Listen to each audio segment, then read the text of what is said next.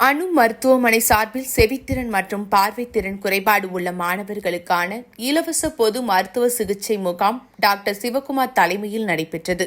அணு மருத்துவமனை, வாசன் கண் மருத்துவமனை, ஹியரிங் எய்ட் சென்டர் மற்றும் தஞ்சாவூர் இன்னர் வீல் கிளப் இணைந்து இலவச பொது மற்றும் கண், காது, மூக்கு, தொண்டை சிறப்பு மருத்துவ முகாம் தஞ்சாவூர் மேம்பாலம் செவித்திறன் குறைபாடுடையோருக்கான அரசு மேல்நிலைப் பள்ளி மற்றும் பார்வைத்திறன் குறைபாடுடையோருக்கான அரசு மேல்நிலைப் பள்ளியிலும் காலை முதல் மாலை வரை நடைபெற்றது. முகாமிற்கு அணு மருத்துவமனையின் நிர்வாக இயக்குநரும் தஞ்சையின் முதன்மை இருதய சிறப்பு சிகிச்சை நிபுணருமான டாக்டர் சிவகுமார் தலைமை தாங்கி குத்து விளக்கேற்றி துவங்கி வைத்தார்.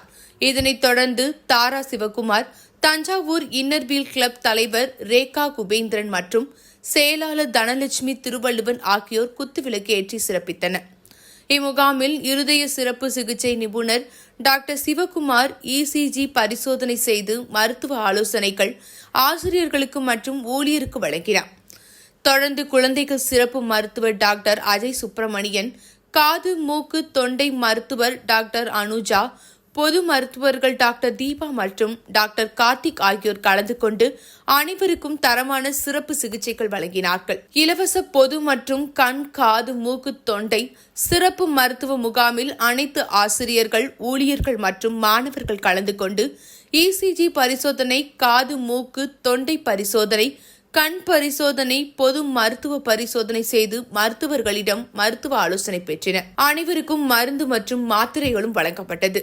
மருத்துவ முகாம் குறித்து முதன்மை இருதய சிகிச்சை நிபுணர் டாக்டர் ஆர்.வி. சிவகுமார் பேசுகையில், பரிசோதனை செய்தவர்களின் குறைபாடு உள்ளவர்களுக்கு தேவையான சிகிச்சைகள் வழங்க உள்ளோம்.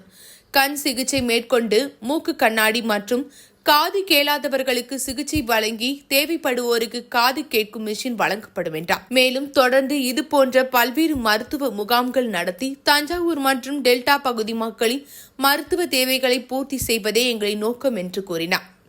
அணு மருத்துவமனை ஏற்பாடு செய்திருந்த இம்மருத்துவ முகாமில் ஏராளமான ஆசிரியர்கள், ஊழியர்கள் மற்றும் மாணவர்கள் பயன்பெற்றனர்.